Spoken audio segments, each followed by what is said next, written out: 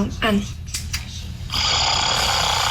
录音机造型的扭蛋不是好看可爱而已，还真的可以录音，而且还能打开。民众把画面 PO 上社群，引发网友热烈的回响讨论。很多人都想知道到底在哪里扭得到。有人就说在北车地下街看到有很多，也有人分享在西门町扭到。也有人网购买得到，日本还有不同的颜色，小小的 CD 放进去再录音，真的好有趣。不过也有人提醒要注意音量，不要被吓到了。